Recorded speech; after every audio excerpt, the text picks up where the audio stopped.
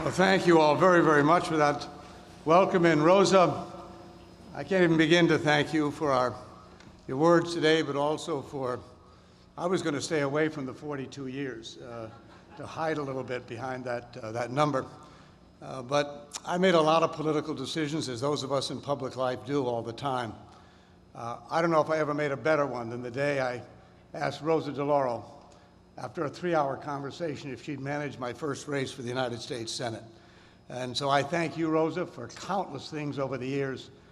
But I come from a large family, and if we had one more member to add to that family, the name would be Rosa DeLauro. So thank you, dear friend, for everything you do every single day. It's wonderful. Very, very grateful to you. Well, it's great to be back on the campus here, and let me briefly, if I may, thank so many people who have made this day possible, going back a long time. As some of you know, it was almost 30 years ago that a former president of this institution, John Castine, made a phone call to me and asked if I would be willing to think about placing my father's papers from Nuremberg and elsewhere here at the university. That's where this journey began that many years ago. And over the years, one president after another, boards of trustees have been incredibly supportive of those efforts over the year. And I must begin, of course, with the present president, President Andy Aguinobi. Done a great job under difficult circumstances. Dan Toscano, tremendous what you've done as well, along with the board. So grateful to all of them for their help in making this happen. We have a great governor in Connecticut, Ned Lamont. We've been through a tough time, as the country has, but Ned Lamont deserves great credit for all you've done for the country. So thank you, Governor, very, very much for all your help on this as well. I want to also remiss, if I'm not going to get down all of them because that would take the next 20 minutes, but I want to thank my family who are here, but particularly my wife, Jackie, and my daughter, Christina, who are here today as well. And I'll mention my niece, Helena Folks, who is the chairing of our advisory board, of which we have any number of members here today as well who served on that. But I'm very grateful to them, obviously, over the years for their tremendous support as well, for what they've contributed along the way. I've had a wonderful board helping us out over the last year or so. I mentioned the governor, his help, and others. But Alan Lazowski and Richard Friedman, two great friends, have been a tremendous help. I'm deeply grateful to them for their work and their help in putting this together. And of course, what an honor it's been to have Rabbi Lazowski and his lovely wife, Ruth, invoke the invocation here today for all of us. I wanted this to happen, many reasons. Rabbi, you're an inspiration in so many ways. You and your lovely wife were survivors of that Holocaust, which was the genesis of my father's coming alive, if you will, at the Nuremberg trials. And so it would have been not quite the same event had you not been here to start this ceremony off, because so much of what you and the other survivors have done over the years have made the issue of human rights come directly home to all of us. Thank you for your contributions to our state on countless occasions, and thank you for reminding all of us to never, ever forget. So thank you, my dear friend Rabbi, for being here and being a part of this day as well. On any journey in life, you meet wonderful people, and there are an awful lot of them gathered here as I look around who are gathered here today. But one of the people that I knew about, I'd heard his name, but didn't get to actually spend time with him until we decided to have lunch with each other about 1.5 years ago. And so Gary Gladstein and Phyllis, thank you both. Everything you've done for UConn already, a UConn grad, giving back to this university, the great Human Rights Institute, which is, of course, something that all of us are so deeply proud of, would never have happened without you. And so thank you immensely, my friend, for your loyalty to this university, your generosity to this university, and your commitment to human rights. It means a great deal. Thank you very much, Gary, for all of that as well. You know, I've always said in politics, the people that you mention in an event like this never remember that you've mentioned them. The people that you forget never forget that you've left them out as well. So it's a very dangerous process to go through. But I know gathered here with us today, I've met, in fact, saw them coming through the door, are my former colleagues and members of our Connecticut delegation in Congress. And I see Dick Blumenthal over on the side. I saw Chris Murphy coming in. I saw Johanna Hayes, John Larson, of course, you've heard from Rosa, Jim Himes as well, and right in the congressional district of Joe Courtney. I think I got them all. If I left someone out, tell me. But I thank you all for being here and being a part of this day, and our legislative leaders in the General Assembly and the members, rank and file members, are here as part of that as well. And I know there are a lot of you here in this room. There have been some 200 or 300 people that I call part of my family in a way over the last, or during the 36 years that I served in public office representing the state, first as a congressman and then as a senator, as Rosa mentioned. And I've been blessed by having remarkable people who are a part of those efforts over all those long years. They call themselves the Dodd Squad, coming along. A creative name, I might add. I don't know where they got that title from. But I'm grateful to them so much for everything they did to make our work successful. And there are no words I can ever use to thank the people of this state for giving both my father and I the honor to represent Connecticut in the halls of Congress. Together it was 52 years, his service and mine, to represent the state in that building. And so I'm very grateful to my staff. And I'd be remiss if I didn't at this particular moment. I remember I hired a guy out of a friendly ice cream shop almost more than 40 years ago to come and be a part of the staff. And if just a couple of days ago, after a long illness, Eddie Mann, my chief of staff of the Senate office, passed away. And so I want Eddie to know, even though he's not here today, how much he's responsible for everything else that happened over the years to make us successful on behalf of the people of this state. So to my staff, I thank all of them as well, the Dodd Squad. Dan Wiener, I should have mentioned at the top. Glenn Matoma, who's been the director of the Dodd Impact Program. Glenn, thank you for everything you've done as well. And Kathy. And Kathy Leibel, at the director of HRI, the Human Rights Institute. Again, it's a great team you put together making this happen. Richard Wilson, who is the Gladstone, holds the Gladstone chair, is also tremendously important. And Richard, thank you for all that you do as well in this. And lastly, events like this don't happen miraculously. You have people who dedicate themselves working with the university, the governor's office, the board of trustees. But I want Lee Reynolds, who's done a tremendous job for over a year pulling this all together. And Erin Bingle, Erin Bingle as well, working with us. Erin and I have only known her a short time, but she is phenomenal, the job she's done as well. So Erin, thank you for everything you've done to pull this all together for us. Well, let me just, in my sort of brief remarks here, because this is a great honor to have the President of the United States on our campus here and in our state. 75 years ago, on October 15th, 1946, that's tomorrow, 21 defendants at the Nuremberg trial were waiting in their cells 75 years ago today on the eve of receiving the sentences that the four Allied nations, the United States, Great Britain, France, and the Soviet Union, had concluded only 2 weeks earlier on October 1st. Winston Churchill had argued for summary executions of all the defendants at Nuremberg. Joseph Stalin suggested a show trial for a day or two or a week or two, and then execute all of the defendants at Nuremberg. 10 of the defendants on October 16, 1946, senior Nazi leaders, would be executed the next day on October 16th. 8 of the defendants were given a wide range of prison sentences, and 3 of the defendants were completely acquitted on that day. Who would have ever imagined, if you will, that a trial conducted by 4 nations with highly diverse judicial systems could adhere to the principles of the rule of law as they prosecuted some of the worst, most vile, horrific criminals in recorded history? 1 year earlier, in November of 1945, the chief prosecutor for the United States Supreme Court Justice Robert Jackson eloquently foretold why the trials at Nuremberg were so critical. His words, uttered 3/4 of a century ago, predicted the conduct of the trial and, importantly, the relevancy of Nuremberg in our 21st century world. My father revered Justice Jackson, almost a father and son sort of relationship, and he often quoted a sentence from Justice Jackson's opening remarks at the trial. Let me share them with you. That 4 great nations, he said, flushed with victory and stung with injury, stay the hand of vengeance by voluntarily submitting their captive enemies to the judgment of the rule of law is one of the most significant tributes that power ever paid to reason. One sentence which captured the essence of Nuremberg, the rule of law.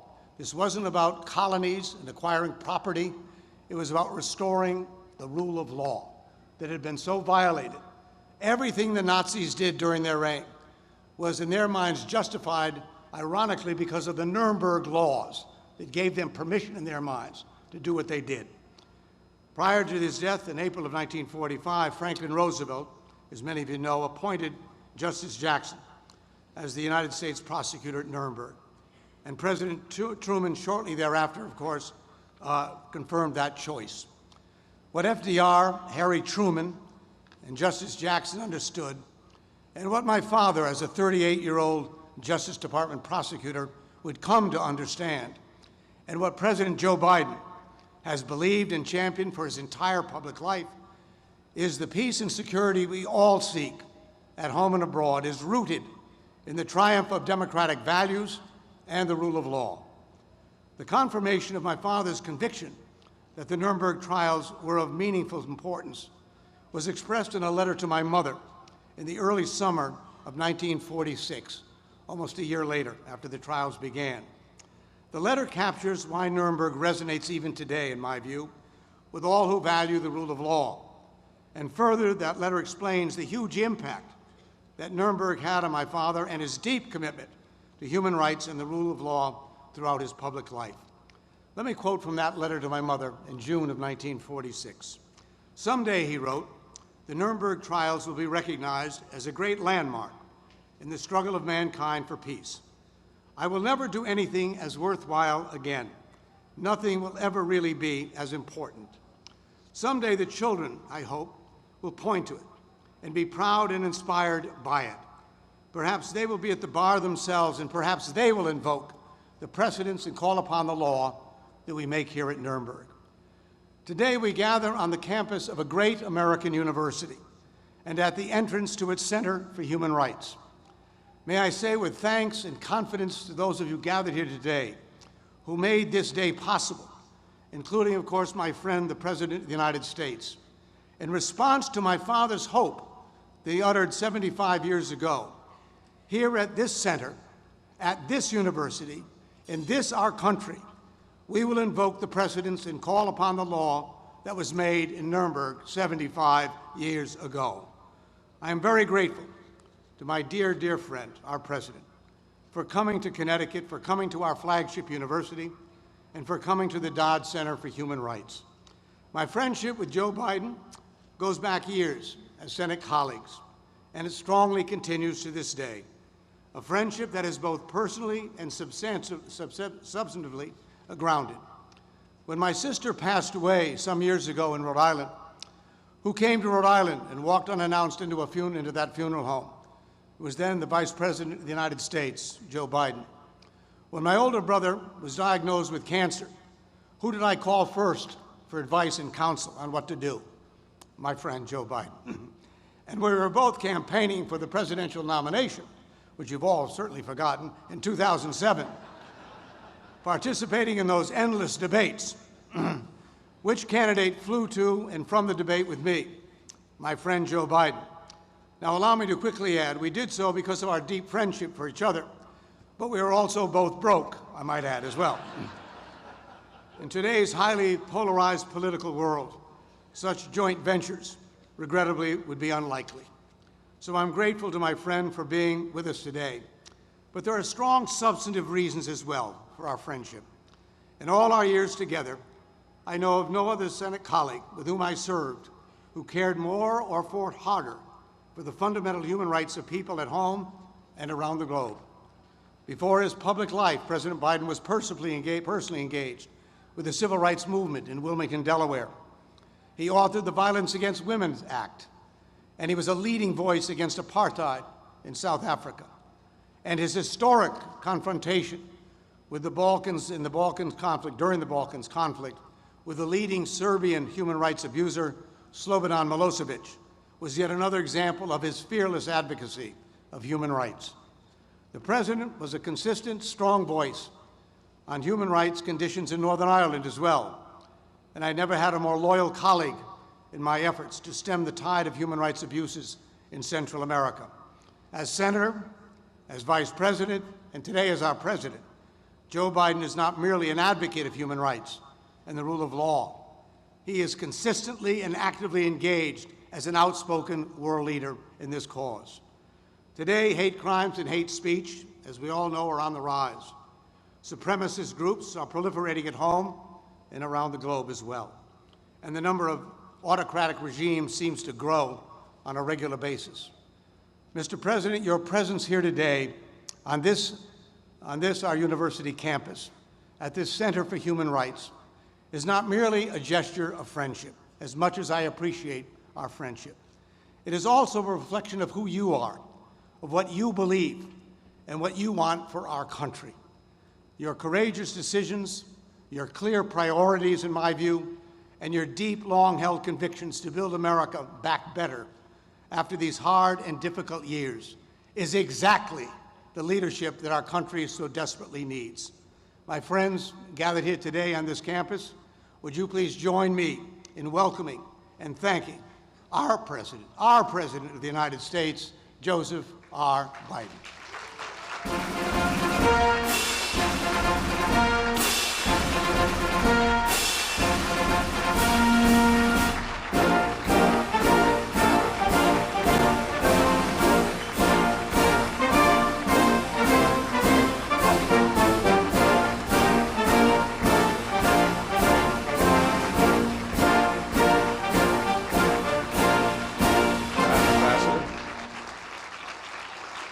Thank you so very much. My name is Joe Biden. I am Jill Biden's husband. I'm delighted to be here. Thank you. Thank you. It is truly, it's not hyperbole to suggest, it's a great honor to be here, a genuine honor. And at this great public university, celebrating the life and legacy of not one, but two proud sons of Connecticut, Senator Thomas Dodd and my good friend, and we truly are really good, close friends, Senator Chris Dodd. Chris and I have known each other for a long time, but if you'll excuse the point of personal privilege, as we used to say in the Senate, I saw up close how he fought for human rights and human dignity in the Senate. Do you know my measure, Madam Ambassador, Ambassador Kennedy? You know what my measure is? People who tell me they care about people and then disrespect a waitress or a waiter. People who tell me they care about how, in fact, people are entitled to be treated with dignity and walk by someone at a shoe side stand and suddenly say hello. People who do not do the just simply decent things for ordinary people. That's the real measure. I've never seen Chris, figuratively or speaking, walk by anybody. I've never seen him, nor his wife, nor his two brilliant, beautiful daughters. I remember the passion and eloquence that you brought to the floor, Chris, whether you were fighting for American families or serving as the Senate leading voice on engagement with Latin America and the Caribbean. And your brother, the ambassador, did a pretty damn good job as well. I think that the work this center is doing to bring human rights to the forefront of public understanding is making a real and immediate impact for all young people today. Well, you know, I think it's going to rate high among your family's many great and lasting contributions to the country, Chris. And I know this is truly a family commitment for the Dodds. So thank you for inviting me to be part of this. I think I really mean it. It's an honor to be able to be here. Of course, I owe Chris. I remember as he pointed out, we were both running for president back in 2007 with almost no cash in either of our campaigns. You let me hop a ride with you in a twin-engine prop plane, true story, from our Senate vote in D.C. to a Democratic debate in New Hampshire. We were on our way to the debate one other time, but the whole way up, we just laughed and told stories before we were debating one another. And then the next day, to get back to the Senate to vote, we had to flag down remember this? Flag down a young senator named Barack Obama. to get them to even open the airport. God's truth. Remember that, Chris? Here, he's just been there 2 years. He was on my Foreign Relations Committee. I was chairman. I said, can you get the airport open for us? I used to kid Barack. I couldn't understand why he so soundly defeated me in that primary. And then I realized when he'd be introduced by the voice of God. I get introduced by Johnny Scanafrana. So it took a while for me to figure all this out. Luckily, Chris, I got to travel in a much nicer plane these days. And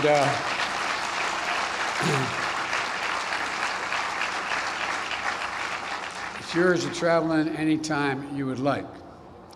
I want to thank a few more proud Connecticut leaders who've been spending time with me today. Governor Lamont, you're one of the finest governors in the country. I'm not being solicitous. That's a fact.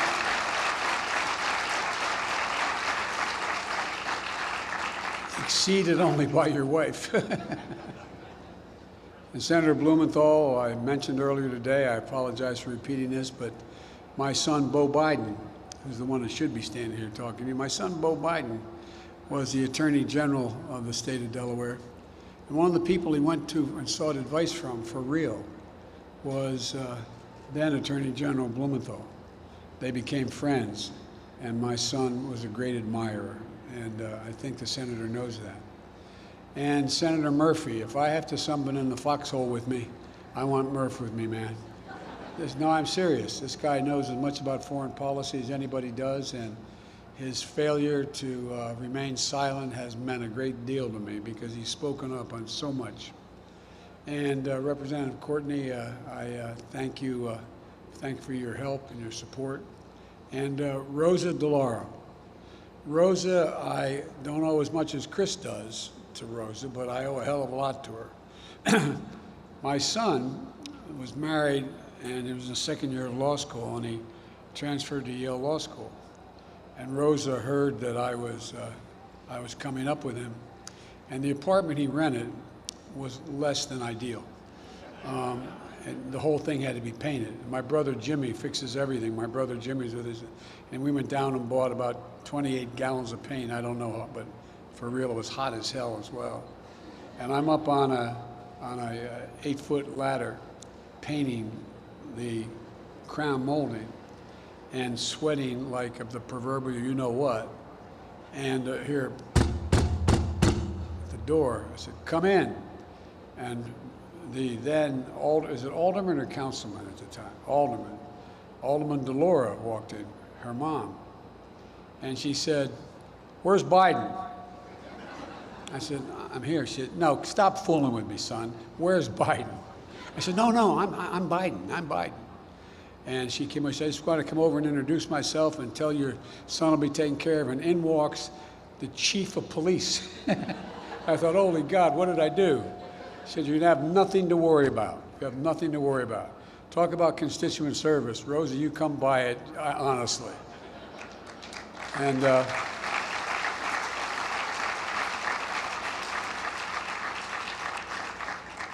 And Rosa, we've all, and I'm not being solicitous again, using that word twice now, we've all learned a great deal from you. I want to thank you for your long-standing dedication to relating to the well-being of children and families, and for championing and expanding the child tax credit, which is a gigantic middle-class tax cut for working families that finally got passed in the American Rescue Plan, which we were able to get done immediately upon being elected. And Rosa will not tell you, but she's the first person I called to ask for her help as to how I should do this. And that put money in the pockets of families all across this country, even as we speak. It's how we're going to cut child poverty in this country. And we've already cut it nearly in half. And none of us should lose sight of what it meant to American families when we think about our mission to defend human rights and dignity at home and around the world. 26 years ago today, another United States Senator, United States President, who I just spoke to, Chris, literally an hour and a half ago, Bill Clinton, he sends his best, by the way, visited this university to dedicate the Thomas J. Dodd Research Center, a library and archives of papers that amount to an incredible first-person, first draft of history. And let me say, they're all thinking about President Clinton today, as sending him his good wishes to speedy recovery. He's always been the comeback kid. He's getting out of the hospital. Everything's going well. But he wanted to send his best. As a young lawyer, Tom Dodd had already built a record of fighting hatred by prosecuting the KKK in the South. But when in 1945 he left behind his beloved Grace and his 5 young children, a young Christopher just 14 months old at the time, to travel to the bombed-out cities of Europe to document the shocking atrocities still fresh in their horror, to question and cross-examine some of history's most notorious villains. That's not hyperbole. Some of history's most notorious villains. And to expose beyond question the depravity and the crimes against humanity that the Nazi regime committed. Tom Dodd dedicated his intellect and his moral passion and his resolute sense of right and wrong to making the Nuremberg War Crimes Tribunal a testament to justice. And that's what it was, a testament to justice. Nothing like it ever happened before. And all the while, he was writing letters to his Grace, lamenting their separation, but recognizing the momentous weight of history that rested on his shoulders. And Chris, I came up with the same sentence from your book. Someday, he wrote, will be recognized as a great landmark in the struggle of mankind for peace. Never before has such a record been written, and men will read it for 1,000 years in amazement and wonder how it ever happened. When President Clinton spoke at this first dedication, he ended on a poignant reminder. He said, and I quote, "The road to tyranny, we must never forget, begins with the destruction of truth." The road to tyranny begins with the destruction of truth. In my view, that was the lesson at the heart of the Nuremberg trials. Finding truth, documenting it, so it could never be denied. In court, Tom Dodd built a case fact by fact, using the Nazis' own meticulous records of crimes and shocking human evidence to pin down Nazi leaders who tried to deny their complicity and feign ignorance. And even more important, it denied the entire German policy the ability to feign ignorance. To deal with the past, you must face the truth. Whether it's Dachau, or Buchenwald, Auschwitz, or other camps, millions of Jews rounded up, along with members of other minority groups, thrown into camps, abused, used as forced labor, medical experimentation. 6 million Jews murdered, including so many who met their ultimate fate in the gas chamber.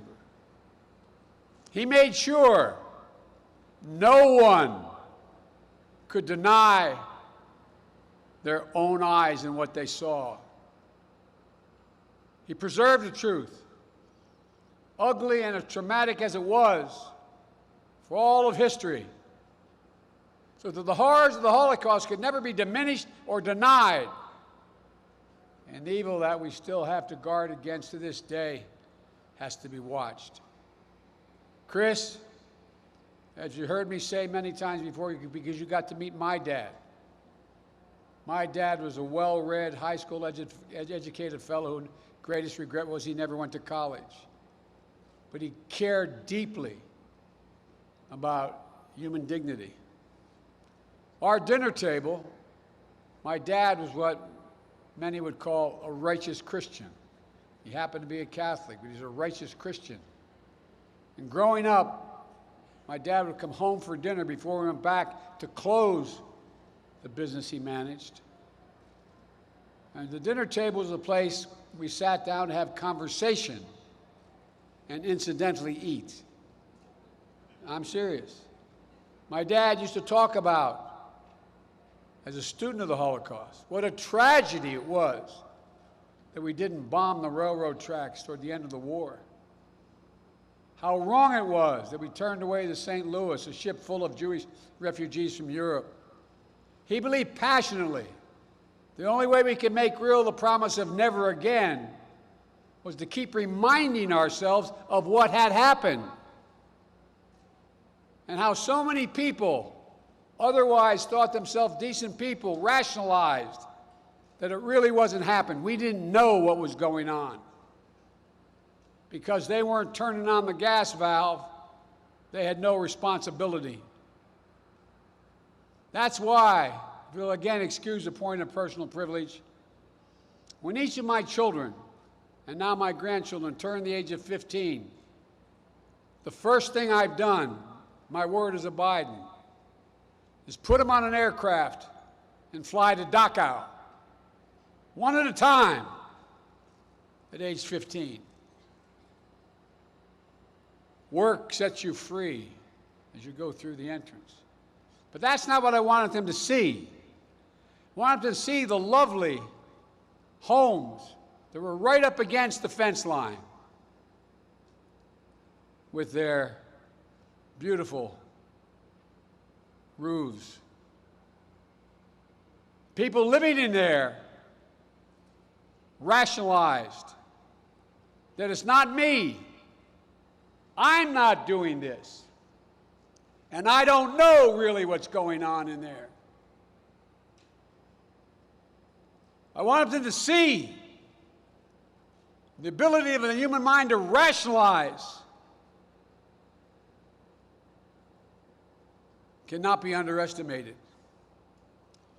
I would say parenthetically, the reason why Germany has been able to turn it around unlike other countries is because they faced it head on, acknowledged. So let me say it again. Nuremberg was unlike anything that ever came before. It was not about vengeance. It was about accountability. For only acknowledging the truth can we prevent the repetition of atrocities which are happening now in other parts of the world. It elevated our conception, as Chris said, of the rule of law. It set a marker for the future of justice, uplifted the importance of human rights in international affairs. We see it in the Nuremberg tribunals, the blueprint we see in those tribunals, the blueprint for future United Nations tribunals that would help deliver justice after atrocities committed in Rwanda, in the former Yugoslavia. We see it in the values championed at Nuremberg, in the antecedents of the Universal Declaration of Human Rights, and the foundation of a rules-based international order, built out of the wreckage of two wars, world wars, not just to prevent us from destroying ourselves, but to actively build a better future. We see in the passion of a young prosecutor a commitment to prioritizing the human impacts of policies. The commitment carried through in his son's career of public service by all the students of this institute who've been inspired by the example. We need you. We need you badly. And as we look around the world today, we see human rights and democratic principles increasingly under assault. We feel the same charge of history upon our own shoulders to act. We have fewer democracies in the world today than we did 15 years ago. Fewer. Not more, fewer.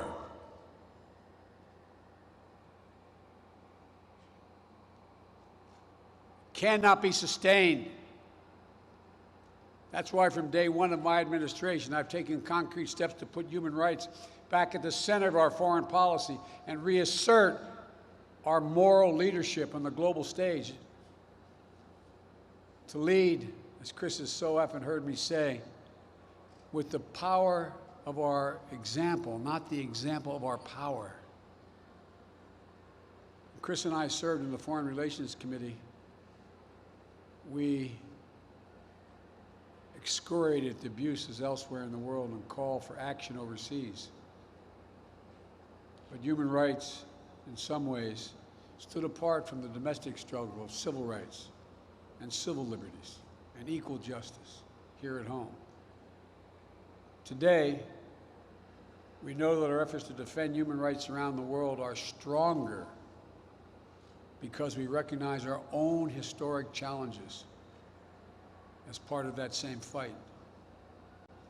Leading by example means taking action at home to renew and defend our own democracy, to advance equity and promote justice, to defend the sacred right to vote in free, fair, and secure elections. Leading by example means not pretending that our history has been perfect, but demonstrating how strong nations speak honestly about the past and uphold the truth and strive to improve. We make the best case for gender equality, racial justice and equity, religious freedom, the rights of the LGBTQ+ peoples, and other marginalized communities around the world by practicing what we preach.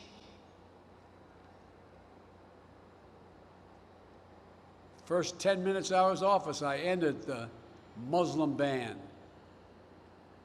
advancing racial equity through the federal government, overturning the ban on transgender individuals serving openly in the United States military, establishing the White House Gender Policy Council, demonstrating that our commitment to human rights begins at home, is among the most powerful and persuasive tools in our foreign policy kit.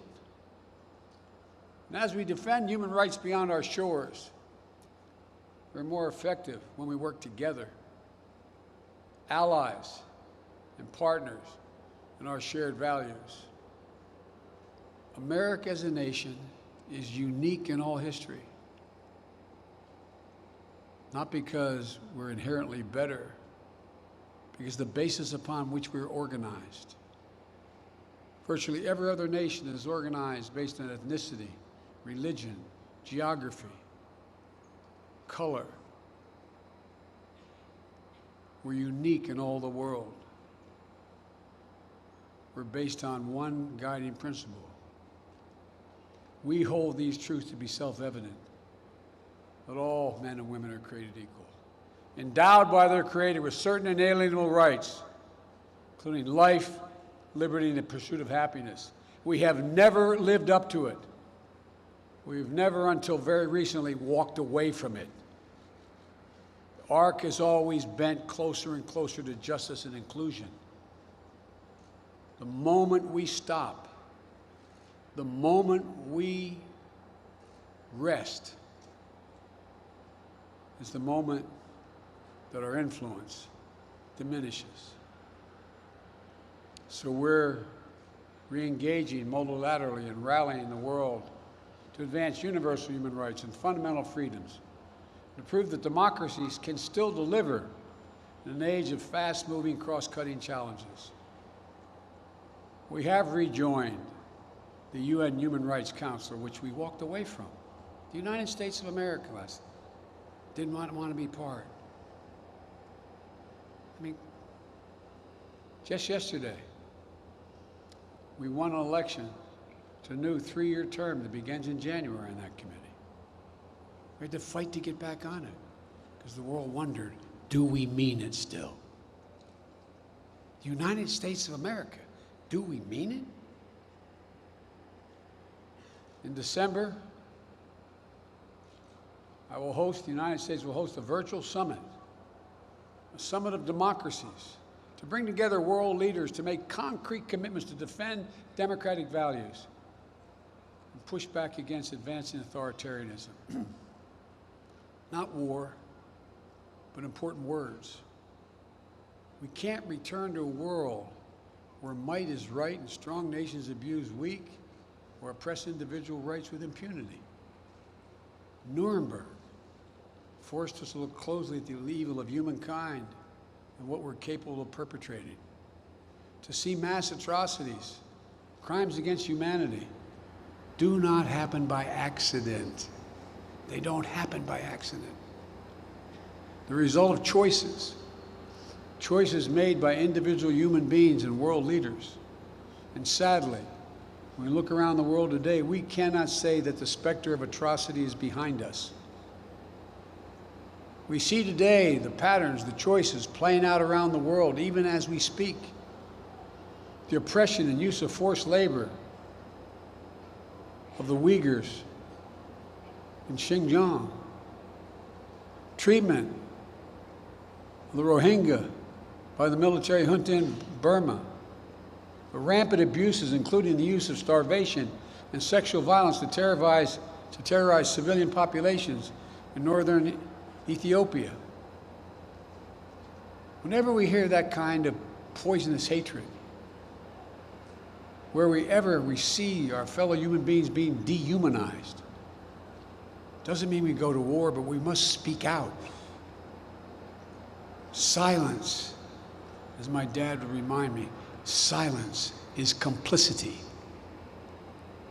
Silence is complicity. That's what Nuremberg said. Your silence is complicity.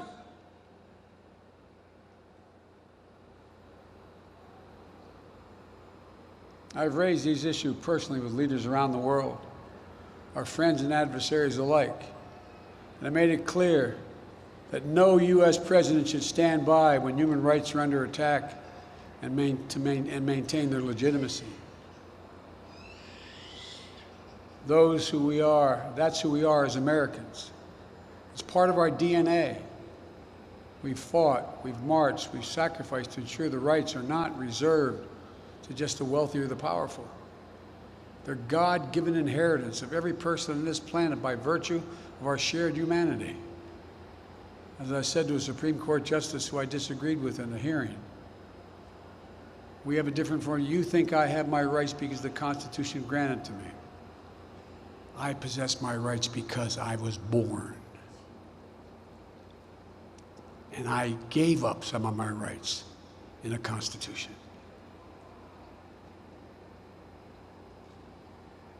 That's the radical idea at the core of the founding of our nation. As I said, that all men and women are created equal. We really are endowed by a Creator with certain inalienable rights. And those rights don't flow from the power of the government. These rights exist for every individual, period. Period. And it's the job of government to protect them, to uphold them equally for all people. We've never, as I said, fully lived up to that animating American ideal, but we've never turned our backs on it. In all the years since our founding, that idea has been our nation's steady North Star, drawing us back on course. The constant struggle to live up to our highest democratic principles, to self-correct, has made us a beacon of hope for the rest of the world. It's also made us strong, resilient, innovative, dynamic. As I said, I'll repeat, I apologize, America is the only nation founded on an idea, the single most powerful idea in human history. It sparked our revolution. It helped ignite the wave of change around the world that successive generations have built on, expanding our understanding and extending protections to ever wider circle. We must never forget just how fragile the principle of universal human rights still is, how easily bruised, often sacrificed in human battles for power and personal enrichment. In an age of increasing misinformation and disinformation, we must not grow complacent in our defense of the democratic values that have been the firm foundation for an era of peace and prosperity unprecedented in human history. Attacks on truth are still the harbinger of tyranny. Nothing about our democracy is assured, as I'm sure you're all become to realize lately. Nothing about our freedom is guaranteed. We have to work for it. In those letters from Tom Dodd to his dear wife, Grace, reflecting his service at Nuremberg, he wrote, "Sometimes a man knows his duty so clearly, so surely, he cannot hesitate, and he dare not refuse it." Tom Dodd lived a life with a clarity of purpose. He brought it to his service as a U.S. Senator, leading the floor fights with the Kennedys on civil rights legislation in the 60s, advocating for gun safety in a state that was a major gun manufacturer, legislation that was ahead of its time, fighting always for human rights and democracy against the forces of oppression and injustice. He passed that passion on to his children and to his son, Chris. Chris carried forward his father's mantle in the United States Senate. He used it to fight for all American children and families, passing the first Child Care Act we've seen in this country since World War II, passing the Family and Medical Leave Act. Chris rallied against policies that militarized our relationships in Latin America and argued, instead, recognize and invest in the people in our hemisphere. He spoke out when he saw the legacy of justice that his father had fought for in Nuremberg being wrapped in the excesses of a war on terror. And he helped to create this center, growing it over the years from an archival repository for the truth into a leading center for the study and promotion of human rights at home and abroad, into a widely respected academic institution, training the next generation of human rights defenders and passing the torch to those of you who will carry the fight on into the future and for the truth.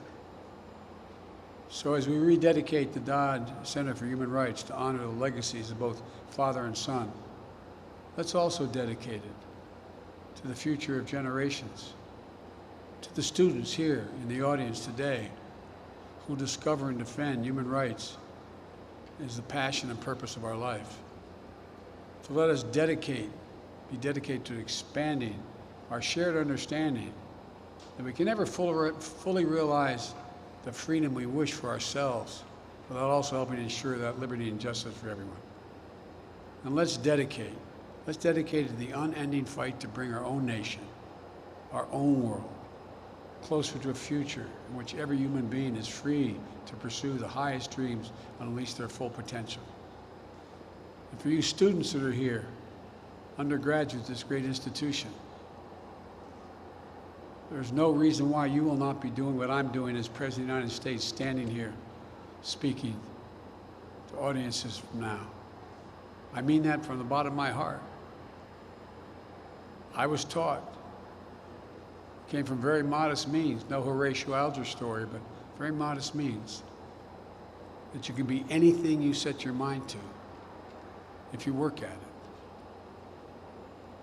So many of you in this audience, especially in the second tier there, are the people that my grandchildren are going to be looking to. There's not a single reason why, we can't do this. Not a single reason. As I've told every world leader that I've gotten to know, and I've met many, many of them, it's never been a good bet to bet against the American people. God bless you all, and may God protect our troops. Thank you.